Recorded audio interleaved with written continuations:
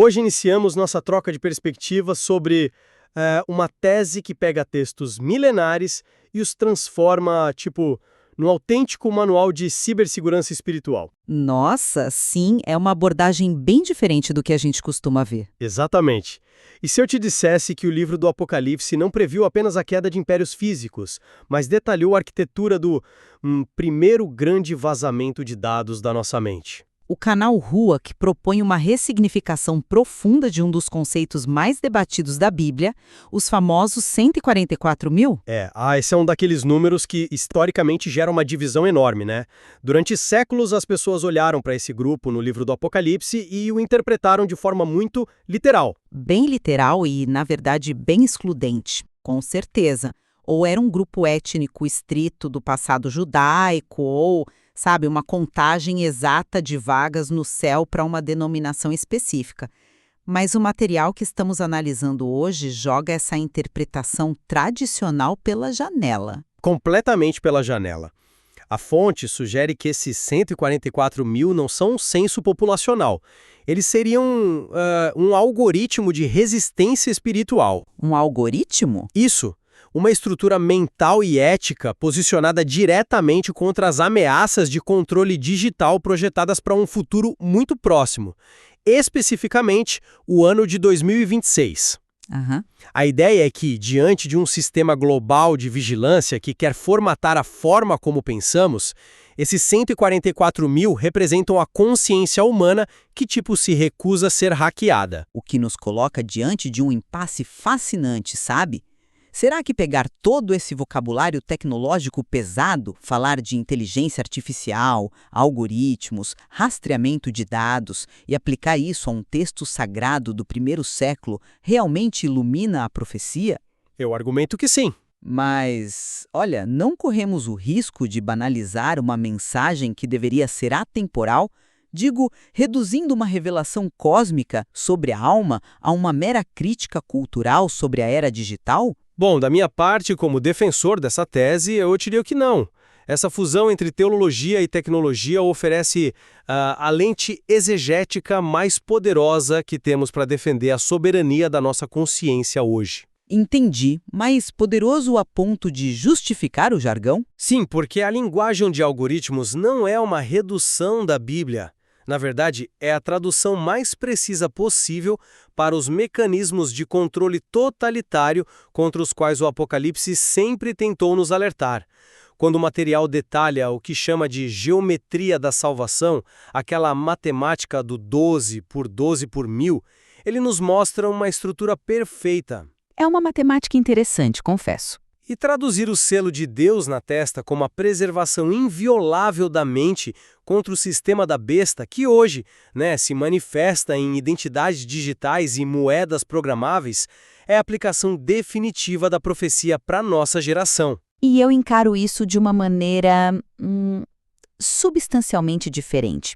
Reconheço sem qualquer hesitação o perigo real dos sistemas de crédito social e da IA descritos na tese.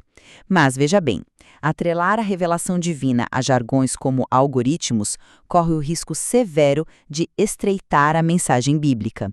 Estreitar em que sentido? No sentido de que rotular esse grupo como um comando especial ou um código de software acaba mecanizando a graça divina, sabe? A tradição teológica, especialmente os escritos de João, foca intensamente na transformação do coração humano. Mas a ferramenta de controle hoje? Sim, a ferramenta mudou, mas se reduzirmos a profecia a uma tática de evasão de bancos de dados ou um truque de privacidade digital, a gente diminui a gravidade eterna da mensagem. A gente foca só na mecânica da ferramenta e esquece o lado orgânico, humano. Como mulher que estuda isso há anos, eu fico muito preocupada com essa visão robótica. Mas repara numa coisa. A mecânica da ferramenta é exatamente como o controle atinge a alma hoje. Vamos dissecar essa matemática teológica que a fonte chama de geometria da salvação, porque é aqui que o conceito de algoritmo se sustenta de verdade. Certo. Vamos lá. O número 12, na cultura bíblica, sempre representou a estrutura de governo de Deus. Eram 12 tribos organizando a nação no Antigo Testamento e 12 apóstolos no Novo Testamento. Quando você multiplica 12 por 12, você tem a fusão definitiva da história da redenção. E aí entra o 1000. Exato. E o multiplicador 1000 não era um número contável na antiguidade. Era a designação de uma unidade militar plena, um exército em marcha. Então não é limitação de espaço, é uma arquitetura. Um algoritmo é exatamente isso, uma sequência de regras estruturadas para resolver um problema em meio ao caos. Pera, mas eu discordo dessa premissa. Quando adotamos a metáfora do algoritmo, a gente precisa lembrar o que é um algoritmo na sua essência computacional. Uma receita, uma ordem lógica. Sim, mas ele é puramente determinístico e carece de consciência. Se o input é A, o sistema obrigatoriamente cospe o output B. Ao definirmos a resistência espiritual como um código militar fechado, a gente não desumaniza completamente a fé? Eu não vejo dessa forma. Mas pensa bem. Estamos olhando para pessoas complexas, cheias de dúvidas, medos e nuances, e tratando todas elas como se fossem linhas passivas de um programa de software divino. Onde entra o livre-arbítrio num cenário de opressão como esse? O livre-arbítrio está no momento da adesão ao código. A genialidade da leitura do Ruach é que o algoritmo divino não anula a agência humana. Ele depende dela para compilar. O texto diz claramente que entrar nessa estrutura exige uma escolha moral radical. Sair do sistema de mentiras, né? Isso. Sair do sistema. Veja bem, a inteligência artificial preditiva funciona mapeando os nossos pequenas concessões. O algoritmo do Instagram sabe o que você vai comprar porque ele analisa seus vícios, seus medos. A pessoa que decide não mentir se torna imprevisível para a máquina. Isso é verdade. A imprevisibilidade ética quebra um modelo preditivo. Então, a matemática não é uma privação da vontade. É Deus oferecendo a única simetria estrutural capaz de bater de frente com a desordem da besta. A besta impõe ordem através da vigilância. O algoritmo de Deus organiza a resistência através da liberdade de escolher o caráter. Sou muito fascinado por essa lógica. Essa explicação da imprevisibilidade é bem inteligente. Mas e se assumirmos que a metáfora funciona, não corremos o risco de amarrar isso excessivamente ao cenário de 2026? Como assim? Você mencionou o sistema da besta e o mapeamento digital. O material traça um paralelo direto entre o capítulo 13, o famoso número do homem, 666, e um sistema de exclusão pautado em IA e moedas programáveis, as tais CBDCs. O dinheiro digital dos bancos centrais, exato. Isso. A fonte diz que o sistema de 26 quer nos reduzir a meros números num banco de dados. Mas se a gente focar só nisso, não fica parecendo teoria da conspiração datada? É por isso que tirar a exegese do campo puramente alegórico é uma questão de sobrevivência hoje. Durante décadas, os cristãos olharam para a marca da besta com um medo analógico, sabe? Achando que seria um código de barras tatuado no braço ou um microchip numa seringa. Ah, a famosa cena do chip na mão. Pois é, mas o material argumenta brilhantemente que o verdadeiro alvo desse sistema nunca foi a pele humana, é a soberania da consciência. Em 2026, pertencer ao sistema significa ceder todo o seu histórico comportamental a um escrutínio constante. O que já está acontecendo de certa forma. Sim, e o totalitarismo que se desenha não te exclui com violência física imediata. Ele te exclui financeiramente se você não se conformar mentalmente. Então, o que seria o selo de Deus na testa? É a sua proteção mental, a recusa de ter a mente hackeada. Ameaça à privacidade, sem dúvida. O cenário tecnológico devora a privacidade humana no café da manhã, né? Mas se nós afirmarmos que a besta é exclusivamente esse panóptico tecnológico, nós estamos transformando a espiritualidade cristã num exercício glorificado de cibersegurança? Eu diria que é uma cibersegurança ética. Mas se o grande problema do universo é o crédito social, então a grande salvação é baixar uma carteira de criptomoeda descentralizada, usar um roteador anônimo, viver numa cabana. Onde fica a redenção do espírito? O material não diz para virar um eremita digital. Mas a besta, na tradição joanina, simboliza a rebelião arrogante do ser humano contra o Criador. A essência é a maldade orgulhosa do coração, não o microchip. Ao focar só na vigilância algorítmica, o material do RUAC não cria cibersobrevivencialistas paranoicos em vez de santos transformados? Esse seria o risco se o material parasse só na denúncia do sistema, sabe? Mas a fonte faz exatamente a ponte entre a opressão tecnológica externa e a resiliência moral interna. Ele não sugere que a salvação vem por você apagar seu perfil nas redes sociais. Aham, o texto fala de caráter, né? Exato! Aponta direto para o caráter incorruptível. Há uma frase explícita na tese: enquanto o mundo te numera para te controlar, Deus te sela para te libertar. Esse selamento não é um firewall de hardware, é um firewall ético. Um firewall ético, gostei do termo. O totalitarismo de 26 é só a manifestação moderna da mesma pressão que Roma exercia. Roma dizia: jogue uma pitada de incenso no altar de César, participe da mentira e você pode ir ao mercado comprar comida. Admito que a analogia com o incenso de Roma é muito afiada, muito mesmo. O sistema contemporâneo diz: entregue seus dados, valide a narrativa aprovada pelo Estado e o seu dinheiro programável funciona. Ambos exigem adoração mental. Isso nos força a enfrentar o dilema prático que essa invulnerabilidade sugere, que é o nosso terceiro ponto de tensão. A fonte resgata uma característica incrivelmente negligenciada na teologia pop sobre esses 144 mil. O detalhe da boca deles, né? Isso. O texto bíblico diz que na sua boca não se achou engano, ou seja, não há mentira neles. O ato revolucionário não é ter uma carteirinha de igreja, mas ter a coragem visceral de falar a verdade contra uma narrativa opressiva. O selo, portanto, é a integridade. O que destrói a ideia de que a fé na era digital é sobre filiação institucional. O foco sai do prédio que você frequenta aos domingos e vai para a estrutura ética da sua mente na segunda-feira. Exatamente. Mas, olha, como se vive isso na prática? O material usa uma imagem fortíssima. Diz que esse algoritmo torna a pessoa invulnerável espiritualmente, permitindo que ela passe pelo fogo do sistema sem que o cheiro de queimado fique nela. É uma poesia teológica lindíssima. Lindíssima, sim, mas vivemos num mundo onde a infraestrutura digital não é neutra. Tudo é feito para extrair engajamento emocional. Como o indivíduo comum interage de forma prática com os sistemas sem comprometer a consciência? É o grande desafio. Como você paga seus impostos através de um sistema biométrico ou trabalha usando ferramentas de IA sem ficar com o cheiro de queimado da concessão moral? Como estar tão imerso no ecossistema sem ser formatado por ele? Olha, é sem dúvida o desafio cognitivo e espiritual mais brutal da nossa época. E eu acredito que o material traz uma resposta sólida exatamente ao focar nessa ausência de mentira.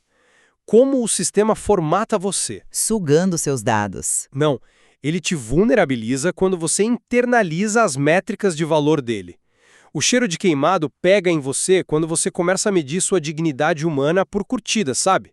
Ou quando você molda suas opiniões para evitar o cancelamento. A autocensura algorítmica. Exato. Passar pelo fogo sem cheirar a fumaça é dominar o uso da ferramenta sem jamais cultuá-la. A soberania da consciência não é alcançada com uma fuga para as montanhas, é mantida pela recusa sistemática de participar do auto-engano. Então a resistência seria puramente psicológica. Eu diria que é uma desobediência civil cognitiva. Quando o texto diz para sair do sistema de mentiras, ele não está dizendo para não usar o banco online. Você pode usar a moeda digital para comprar um pão. O que você não faz é ceder sua mente. Você não internaliza a narrativa. Isso. A partir do momento em que você não mente para se adaptar ao sistema, o sistema perde o poder de te precificar. A ausência de engano na boca é o verdadeiro antivírus. É uma tarefa de um peso colossal, convenhamos. E o perigo de nos apoiarmos tanto nessa ideia de que basta não mentir e estou imune, é que subestimamos como o ambiente digital altera as nossas vontades de forma invisível. O design comportamental é forte. Nós achamos que estamos no controle da verdade que proclamamos, quando o algoritmo já remodelou nosso limiar de indignação. No entanto, tenho que ceder num aspecto vital. Ao focar no não ter mentira na boca, o canal RUAC faz um resgate ético formidável. Formidável, né? Ele desloca o critério de salvação das caixinhas institucionais e devolve o peso à responsabilidade individual perante a verdade nua e crua. O que nos leva a perceber como essa interpretação reverte completamente a lógica do medo escatológico que estamos acostumados. Pense na cultura pop evangélica das últimas décadas. Tudo é desenhado para paralisar as pessoas com terror, tipo governos te rastreando com satélites. Filmes de fim de mundo, sempre. Mas ao enquadrar os 144 mil como uma estrutura perfeita de integridade, o RUAC transforma vítimas apavoradas em agentes de resistência ativa. Não são pessoas em abrigos subterrâneos. São a manifestação de um caráter inabalável. Eu compreendo totalmente o apelo retórico de transformar o medo em agência moral ativa. Tira as pessoas do papel de presas fáceis. Mas olha, minha ressalva crítica se mantém. A estética da metáfora cibernética não pode engolir a essência do que o grupo realmente é. E qual seria essa essência para você? No texto bíblico original, a principal característica não é que eles são hackers do Apocalipse driblando a IA do anticristo. É que eles estão diante do trono cantando um novo cântico. Há uma dimensão profundamente contemplativa que transcende qualquer resistência tecnológica. A adoração. Sim. O texto diz que eles seguem o Cordeiro para onde quer que ele vá. Se reduzirmos essa imagem de entrega só a um grupo de rebeldes esquivando-se da vigilância estatal, esquecemos que o núcleo de tudo é a profunda submissão voluntária ao divino e não apenas a fuga do tecnológico. Essa preocupação é essencial. A contemplação não pode ser sacrificada no altar de uma teoria de cibersegurança. Mas não podemos negar que trazer o algoritmo de resistência para o centro do palco força uma geração distraída pelas telas a olhar para as escrituras com um foco cirúrgico. Isso é verdade, desperta a atenção. E isso resume minha posição hoje. A fusão da teologia com o vocabulário das redes de dados não banaliza o sagrado. Pelo contrário, arranca o Apocalipse do museu e o coloca como a principal linha de defesa ética no presente. Dá urgência para as pessoas acordarem de sua letargia moral. E da minha perspectiva, eu continuo insistindo em cautela. A urgência de combater o condicionamento mental de hoje é real, mas a forma como vestimos a Bíblia com a roupa das tecnologias da década atual exige sabedoria. Não podemos nos perder no jargão. Exato. A libertação que o texto oferece não depende de qual sistema operacional o império do momento está rodando. O coração humano e suas fragilidades permanecem os mesmos. Dito isso, o simples deslocamento da ansiedade sair do pânico institucional e passar para a coragem de rejeitar a mentira é o triunfo dessa tese. E no final das contas, talvez a verdadeira preparação para os tempos difíceis tenha pouco a ver com os dispositivos dos quais conseguimos nos esconder e tudo a ver com a pureza da verdade que escolhemos expressar com a nossa voz diariamente. Viver e trabalhar dentro da máquina, mas sem permitir que a máquina escreva o seu coração, né? Esse é o desafio definitivo. Voltando à nossa reflexão inicial, nos sistemas de crédito e redes de vigilância de hoje, a sociedade vai tentar catalogar e antecipar tudo que somos. A grande questão deixada pela provocação de hoje é investigar se o nosso código-fonte interno já possui aquela criptografia que nenhum sistema pode quebrar. Se a nossa mente está verdadeiramente soberana. Ou se já cedemos a senha, né? Fica o convite para você que nos escuta avaliar qual é o algoritmo invisível que realmente está tomando as decisões na sua vida hoje. Até o nosso próximo encontro.